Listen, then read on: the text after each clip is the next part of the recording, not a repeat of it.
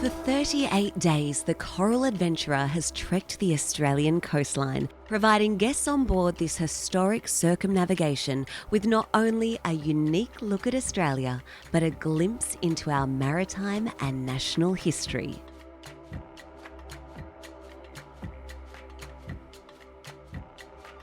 Climate change has also firmly been in the spotlight, and as the ship makes its way towards Kangaroo Island, the scene of devastating bushfires in 2020, passengers were once again reminded of their impact and the ongoing recovery. In the old days for eucalyptus oil, because these trees, see all these little white spots? That's oil vesicles. You know, you get the leaf and you scrunch it up and you smell it and it's eucalyptus oil. Guest lecturer Quinton Chester, author of The Wild Islands of Australia, says the ever-changing geology, coupled with the challenging and often confronting national history, attracts a certain type of traveller. A lot of the people who join these sorts of voyages are people who have a deep interest in some aspect of where we're going, or a general interest in some of the countryside that we see.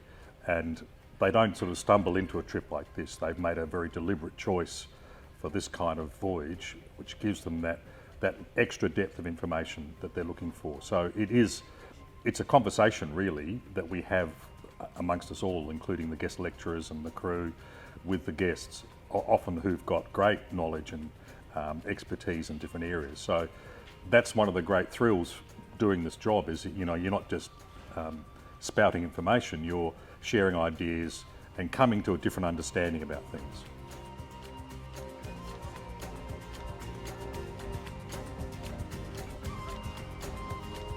First charted and discovered by Matthew Flinders in 1802, Kangaroo Island's windswept cliffs and rugged rocks have been sculpted by centuries of erosion and etched ever so slowly by the tide and winds. Agriculture thrives on the island's fertile land, while nearby Cape Willoughby Lighthouse continues to provide warning to passing ships, just as it has done for hundreds of years.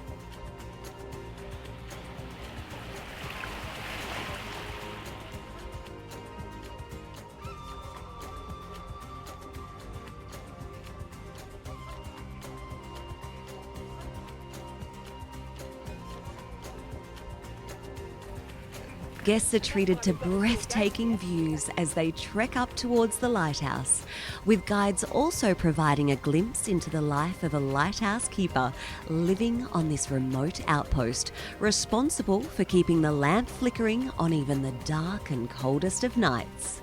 These days, the Lighthouse Precinct is a stunning example of modern technology's integration with historical preservation.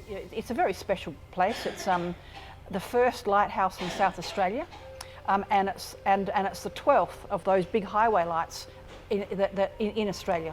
And of those 12, there are only 2 others older than us that still exist in their original tower, and they're in Bass Strait.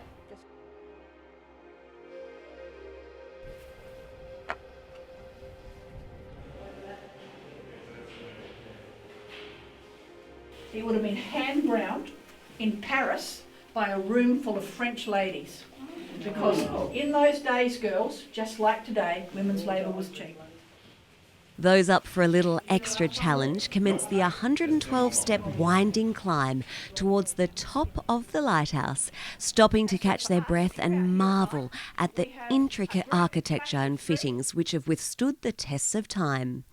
Porthole-style windows provide a view of the coastline, while the lamp deck boasts breathtaking views of the island's landscape and the vast Southern Ocean. And it's also worth mentioning that that backstairs passage between Kangaroo Island and mainland Australia, that was a very busy little waterway.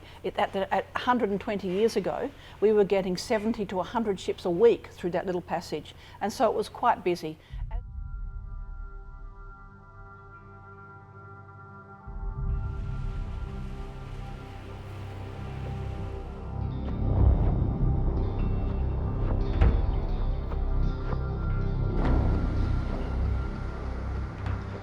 Day 39 of the circumnavigation, and the explorers are loaded and depart the Coral Adventurer, headed for the township of Robe, located on the Limestone Coast. Local council representative Camille greets passengers at the marina, providing insight into the region's rich colonial past.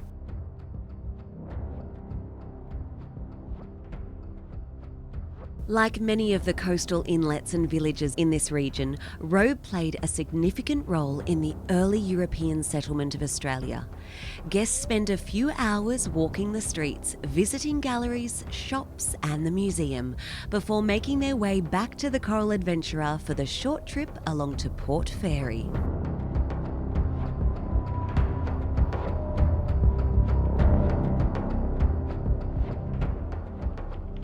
Like Robe, Port Fairy is steeped in history, and local historian and former schoolteacher Glenn takes passengers on a walking tour of some of the area's most significant landmarks, buildings and gun placements.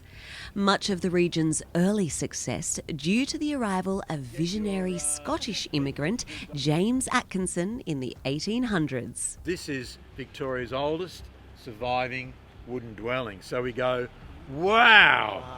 Wow! Yeah, come on, wow it up. It's a pretty impressive building, isn't it? And it's the middle and rear sections that were built in the 1840s, 1841.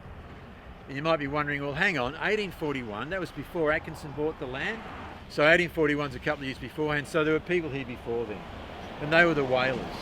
And so a whaler who wanted to catch a ship to, say, back to Launceston, which is where most of them came from, they need a place to stay because they were hanging out on Griffith Island, but that was too far really to suddenly see a ship and then try and make it here.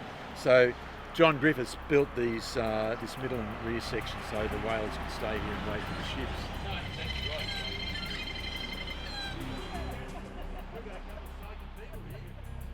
They're establishing a really prosperous town. It worked. It was the boom town. And so here we have the Supreme Court. And it remained the Supreme Court, it remained a courthouse until the 1990s, when the Port Fairy Historical Society took on the premises.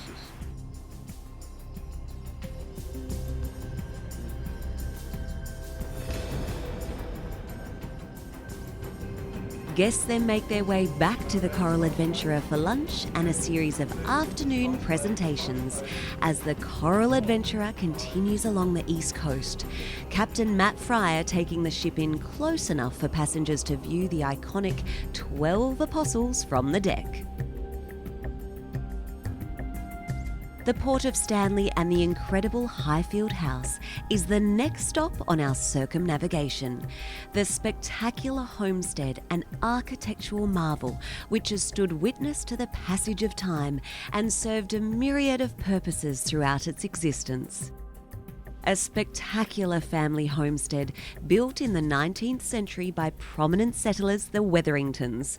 Highfield House was used as a refuge for displaced families during World War II. However, sadly, the spectacular property has also seen its fair share of dark days, with local Indigenous tribes suffering terribly at the hands of early settlers.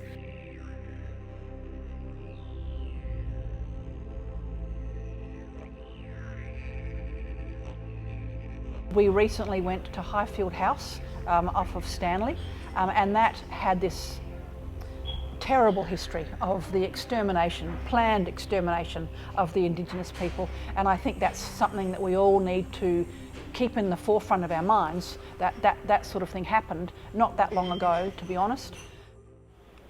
Hey, I know you. Really? So Yeah. you somewhere? You look really familiar. The Nut Chairlift proved a popular option for staff and passengers, offering incredible views of the Stanley Peninsula, while the Highfield walking trails took those willing on a meandering trek through the hills and lush farming land.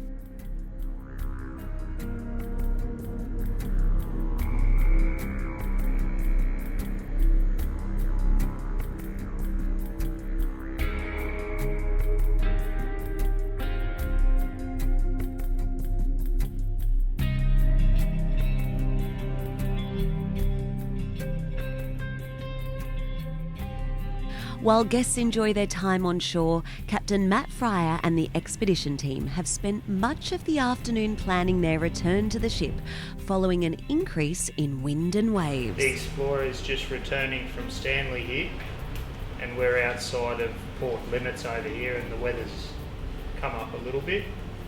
So there's quite a bit of wind for them to fight against, and it's not all that comfortable coming back.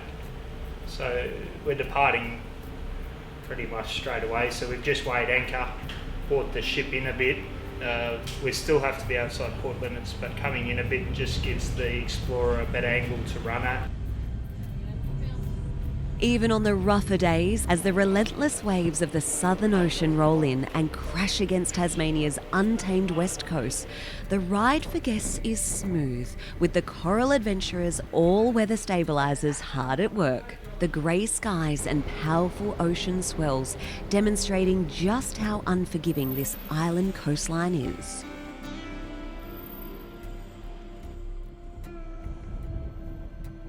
Cape Sorel Lighthouse appears on the horizon.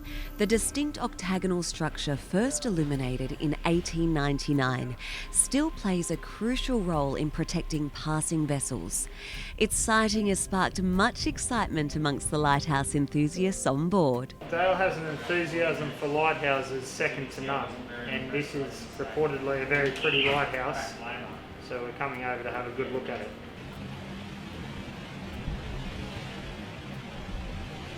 One of the things about islands is they're very fragile places, and I think this ties in to to a good reason to come on some of these trips.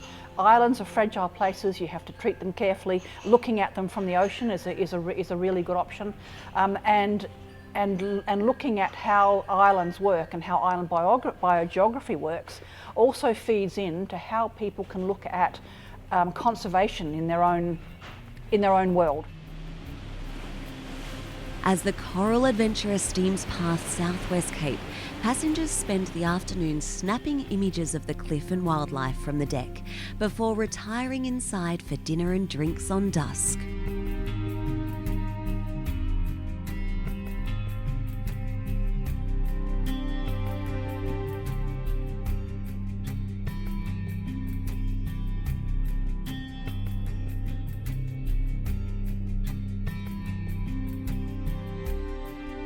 After making their way along the Derwent River, passengers disembark to spend the day exploring Hobart City, while the crew takes on supplies in readiness for the journey along the east coast towards starting point in Cairns.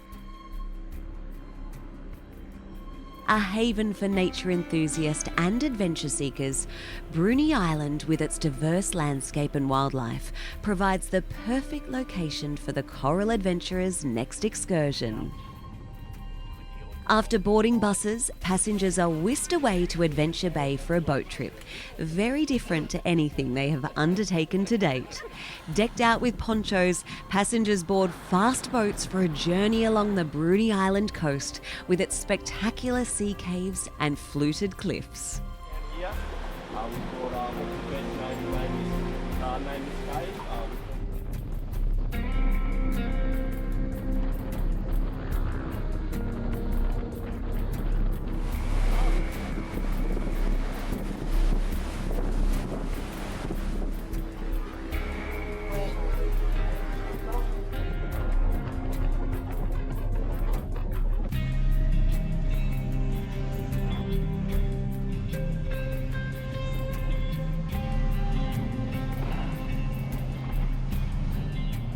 While some passengers opted to return to the Coral Adventurer, a small group head across to Cape Bruny Lighthouse, Australia's second oldest operational maritime beacon, completed in 1838.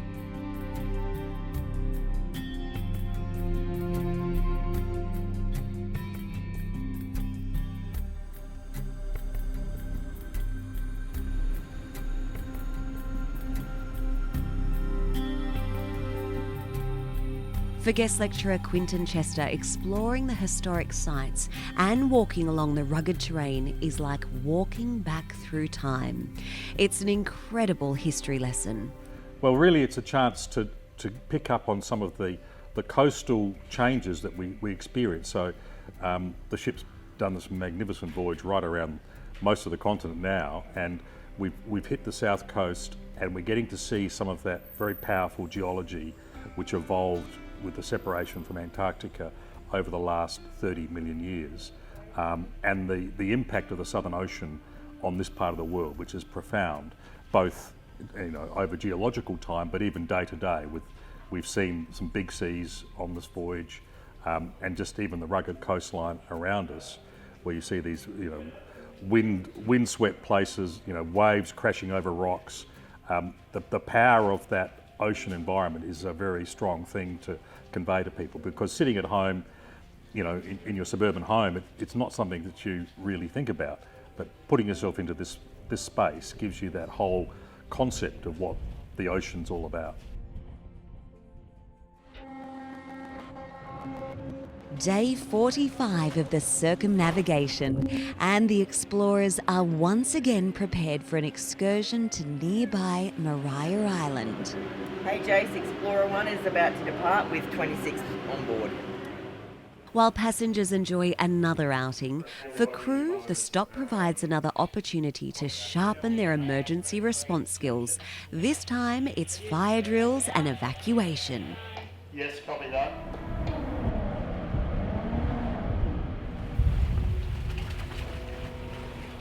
For those on land, Darlington Settlement, located on the island's northern shores, is a living testament to Australia's colonial past.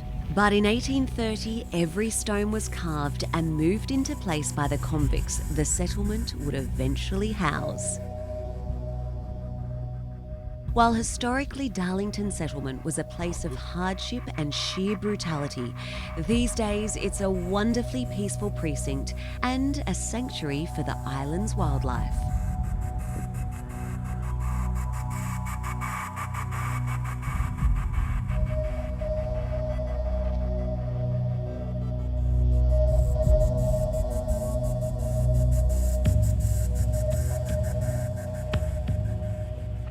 Back on board, and as the ship continues its journey along the coastline, Captain Matt Fryer steers the Coral Adventurer in close to the steep cliffs of Moreton Island. Good evening, ladies and gentlemen. I do hope that you're enjoying our cruise down the southern end of Moreton Island. It is a beautiful place.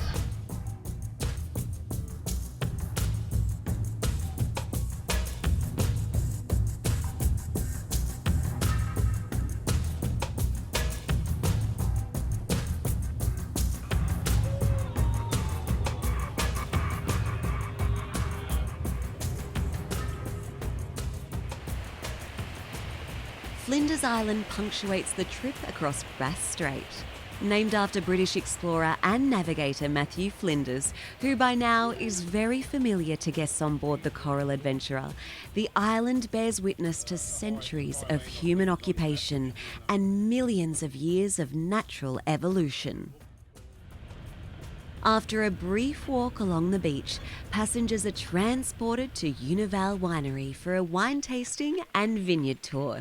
A boutique vineyard, Unival is spread over several blocks of fertile sloping land. The vineyard's broken up into 3 blocks. So this is the biggest one, and then there's the middle block, and then there's a smaller block right at the top. So that's where the planting first started, and it sort of moved this way.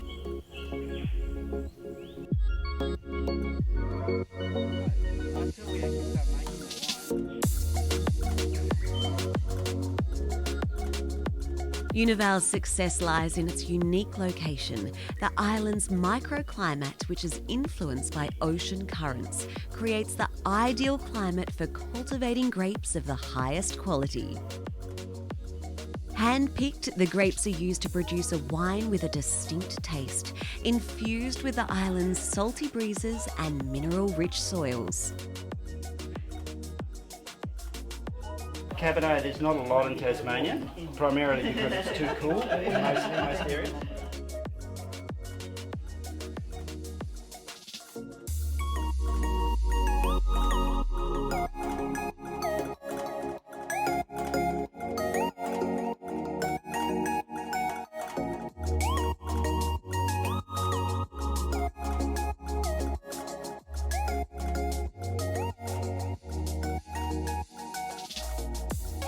After a brief tour of the island, passengers are transferred back to the Coral Adventurer for drinks on the deck as Mother Nature once again provides a stunning end to another stunning day.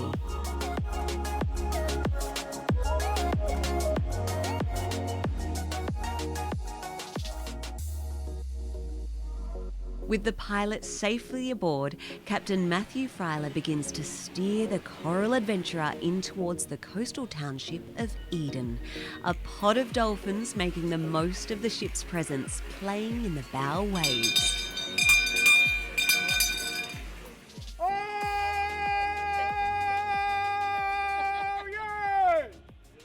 The port and township of Eden issues a very warm welcome to our lovely visitors here today. Go up Warren's Walk. It's a winding walkway through beautiful gardens that are maintained by our volunteers in the town. See you in a little while. Once a thriving whaling centre, these days commercial fishing and tourism are the lifeblood of the local economy. There had been generations of families working in that cannery since World War II.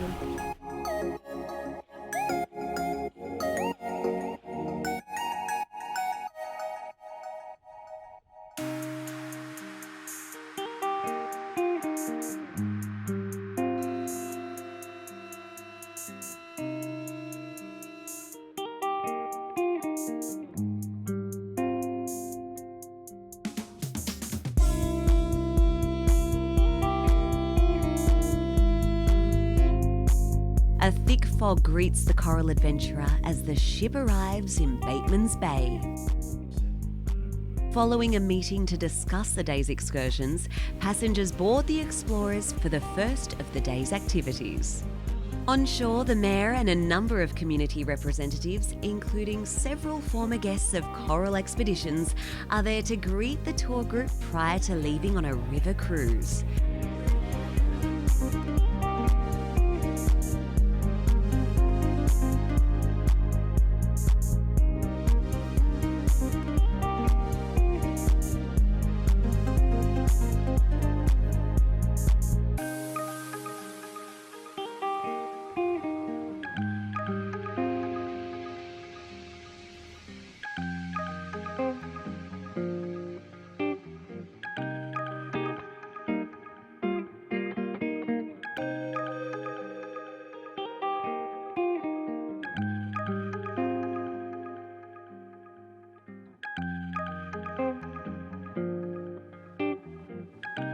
As the sun sets at the end of another long day, there is a sense of additional excitement on board with the knowledge that sunrise will see the Coral Adventurer pass through Sydney Heads and into one of the world's most iconic harbour cities.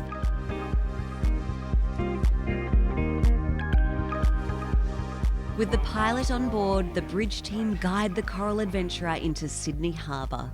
It's a spectacular start to the day, one that our guests will remember for many years to come. So the itinerary for today was to come into Sydney Harbour. The plan was made there that we would do a sunrise in through the harbour and then a sunset passage out of the harbour.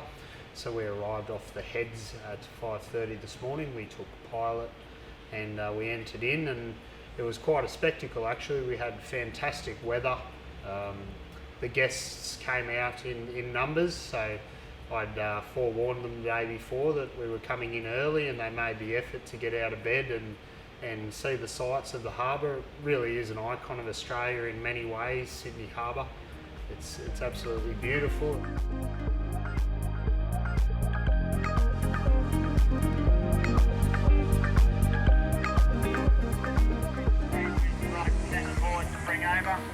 Yeah, you can start sending lines, guys, thanks.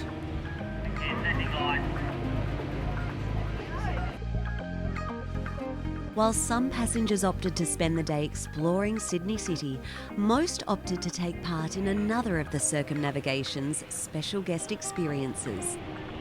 This time, it was a tall ship sailing experience on the harbour, with guests boarding the Southern Swan and the Coral Trekker.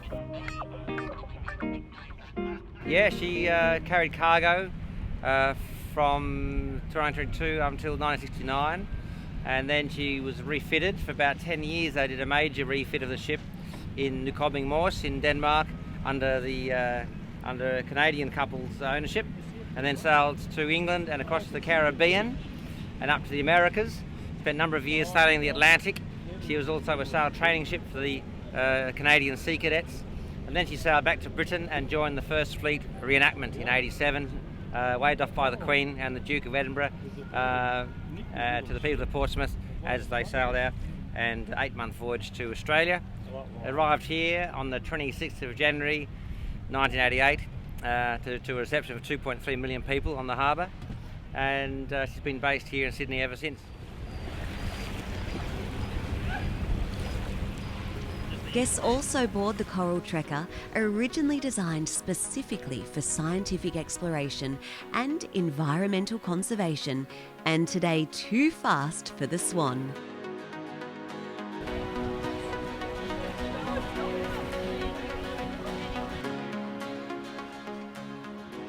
Back on board the Coral Adventurer, and Captain Matthew Fryer reflects on one of the Circumnavigation's most memorable days.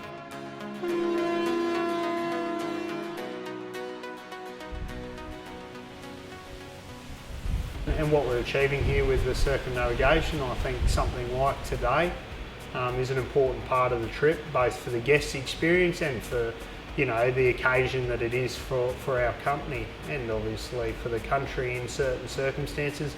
I especially feel that as an Australian seafarer, there's a bit of pride in what we're doing with this circumnavigation. It was very enjoyable from my side to see that sort of in a way all the hard work put in by the office in the planning stage and obviously the guys on the ship to get us around to this point, and then to make the most of an experience like we had today coming into Australia's most iconic harbour was just really encouraging, you know, and something quite a highlight for me, definitely for this cruise, and even I would say in my career.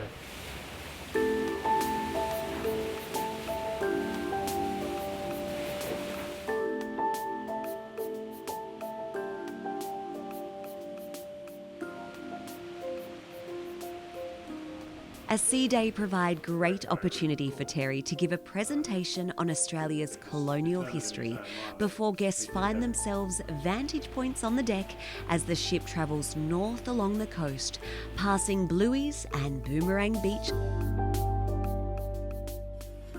Inside, staff meticulously prepare for the evening's meal service.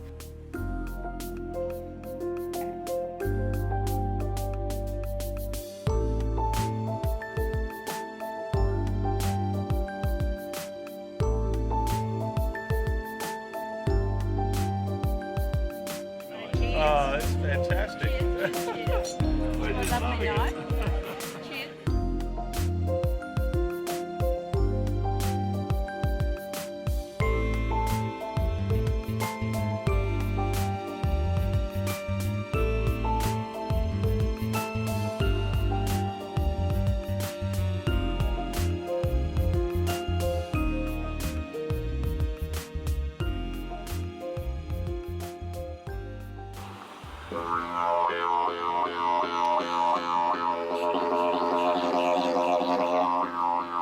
Named after a shipwrecked vessel that once sought refuge on the bay's Golden Beach, Trial Bay is a welcome sight for passengers on day 51 of the circumnavigation.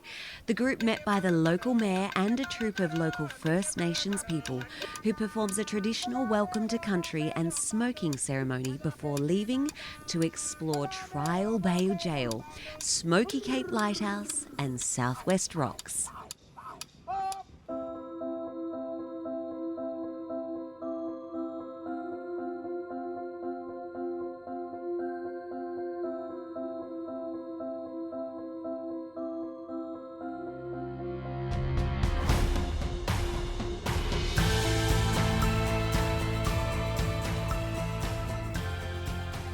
No 2 sea days are the same aboard the Coral Adventurer. And as the ship makes its way into Queensland waters, passing the spectacular Gold Coast, there is a real sense that our trek around Australia is drawing to a close. So we're a couple of days out now from arriving into Cairns for the completion of our circumnavigation voyage of Australia, and it's been quite a journey. As you can imagine, the highs and lows of such a cruise of this magnitude. Obviously in reflection now, we can look back, see what a great time it's been. Obviously for myself, I've enjoyed it endlessly. I hope the guests have. I've received a lot of positive feedback, and for the crew themselves. A very special high tea is put on to celebrate the return to Queensland waters. For head chef Dylan, it's another example of managing the stores kept on board to enable the team to serve exceptional fresh dishes throughout the journey. It's been challenging, because we don't want to make it repetitive and stuff like that. Obviously I have to change that due to dietaries or excursions or afternoon teas, high teas, brunches. It just varies day to day, canapes, barbecues, beach barbecues, and you have to work around it. And just alter the menus to, what's happening on that day. So she can communicate using Morse code. She can both receive and communicate. A lecture from Hugh on Australian submarines, board games and moonlight drinks cap off another memorable day aboard the Coral Adventurer as the vessel makes its way towards stunning Moreton Island and the Tangalooma Resort.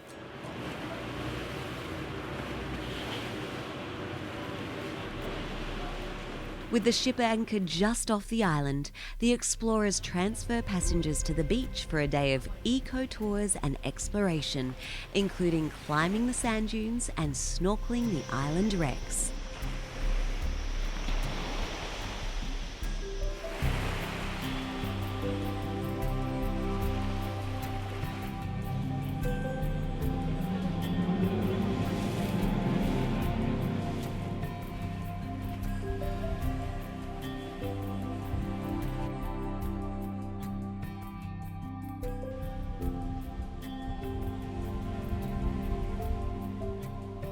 It's spectacular sunsets as the ship makes its way north past Point Cartwright and Mooloolaba.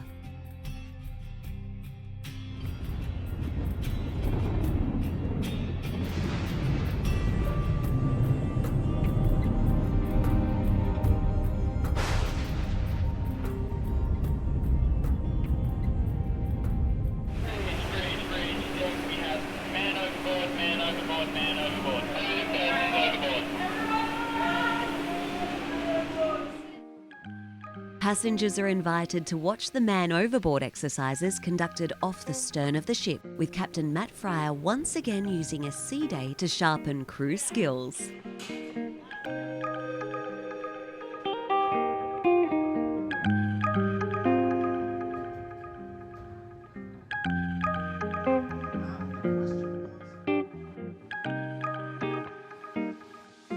Fraser Island, or Kangaroo as it's now known, is the location for our activities on day 55 of the Coral Adventurer's circumnavigation. The anchor dropped as the expedition team prepare for another big day of activities.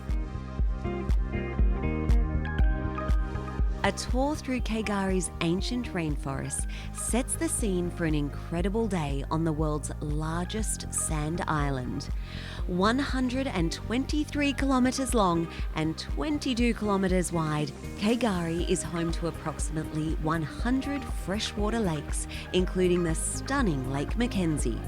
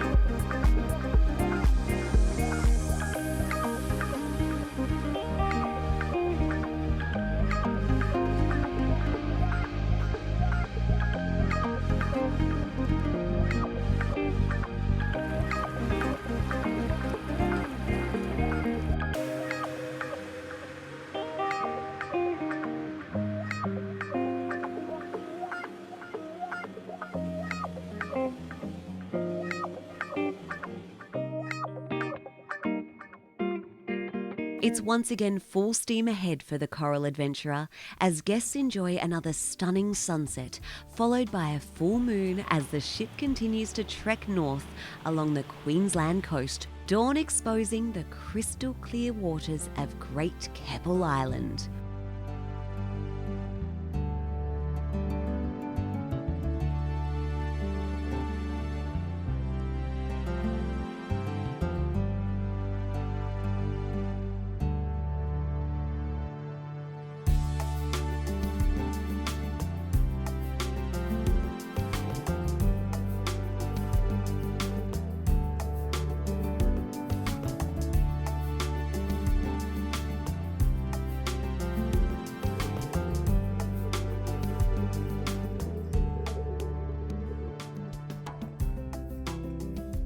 It's a relaxing few hours on the island for guests who enjoy a range of activities from snorkeling, bushwalks and glass-bottom boat tours, while for others it's simply an opportunity to relax and soak in the sun on the island's pristine beaches.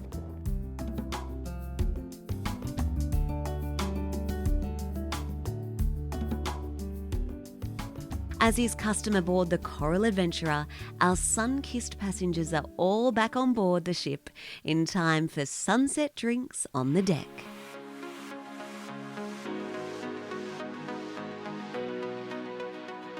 It's a relaxing start to the day with the expedition to Scorfield Island commencing after lunch. The explorers once again ferrying guests across the island's idyllic blue waters, where swimming over coral reefs made for a relaxing day, the break allowing Captain Matt Fryer time again to reflect on the enormity of the circumnavigation. I wouldn't say that there's 2 months at sea that I've enjoyed much more than this. Being somewhere different every day has certainly been a highlight for me. I know for the crew that have been on, that change of scenery has been something that's a real highlight and made it very enjoyable. And then the consistency with the guests has been an interesting one. I think that was something we were unsure how that would go, having the same cohort of guests on board for such a period of time. But I can say now from my side, the crew side, and I certainly hope the guest side, that that's actually been a wonderful experience to have those relationships to be built with the guests and the crew, and to be able to have an environment of sort of a family on board, so to speak. By the end of this voyage, we've all been through so much together, and that's just been a real highlight. The trip's final bridge and engine room tours were held across the morning before passengers departed for Magnetic Island, just off coast from Townsville in North Queensland. The presence of stinger enclosures and palm trees, another clear sign our epic adventure is nearing an end.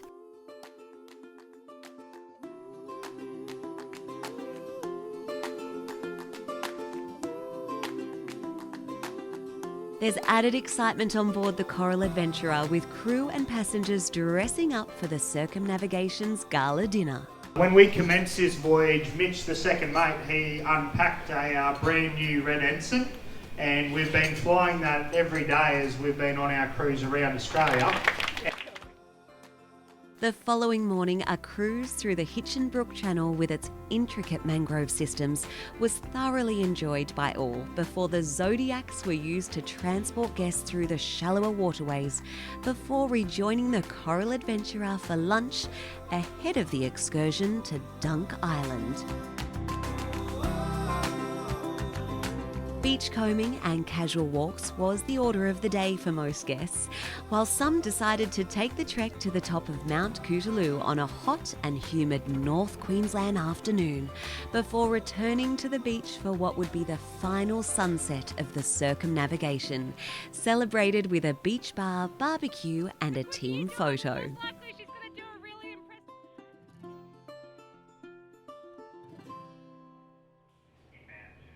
Early the following morning, the Coral Adventurer collects the pilot who will guide them into port, docking at the wharf they set out from exactly 60 days ago.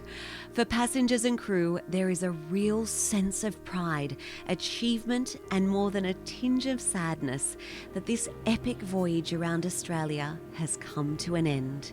Nothing stands out except the pleasure of being on a ship that is so well run with such wonderful crew. It is one of the best, it is the best ship I have ever been on for personnel. I would like to tell you that I've swum with sea snakes and sharks, and I thought I'd be terrified, but I'm loving it.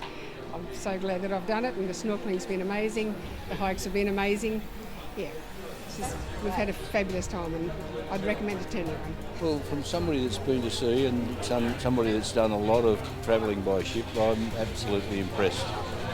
Stoked actually, and I wouldn't have known what I was missing out on, but I'm glad I made it, and I did not miss out on it, because it's something you wouldn't see and you wouldn't do in a lifetime, really.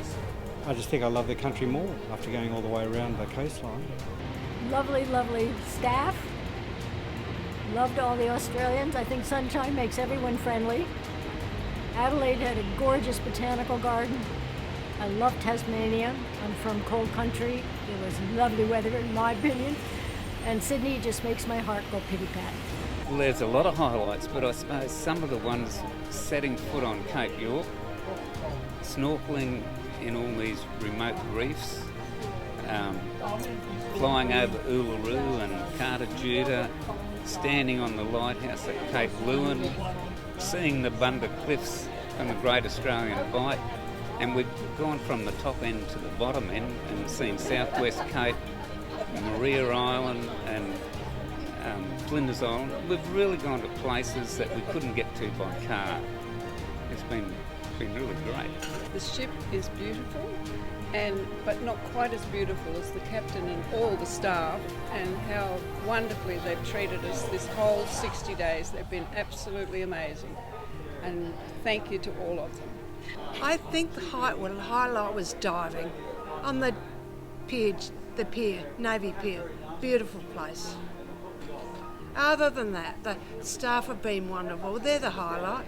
They're lovely, lovely, lovely, and Captain Matt's been wonderful. Couldn't ask for more. I've enjoyed everything about it. I've done a few cruises in my life, but I really enjoy this. I think Matthew is a fantastic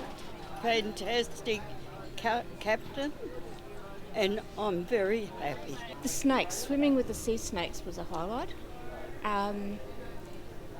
Just everything really, it's all been beautiful. I have absolutely loved all the snorkelling because the water temperature is just so nice. You don't have that cold feeling when you jump in. I haven't snorkeled for 30 years or 40 years, and I've done very little, but I very quickly got into the vibe of snorkelling.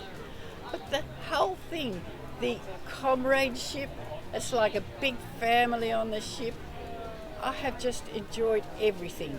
We saw many wonderful things in our circumnavigation, but the thing that really stood out was meeting the Australians, both individually and collectively. And we made great friends and enjoyed being in a village on the cruise of our fellow travellers. The staff, the ship, the cruise has been very good, and the food is fantastic. The multiple highlight for me on this trip is concerning the staff on this boat, because they are absolutely brilliant.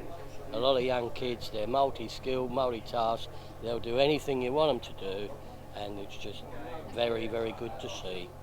As the walkway of the Coral Adventurer is lowered for the last time this trip, passengers and crews say their final farewells, leaving with new friendships and a lifetime of memories. I feel the sunshine in my heart. It's a good day to be in love. I feel the sunshine in my sunshine in my heart. It's a good day to be in love.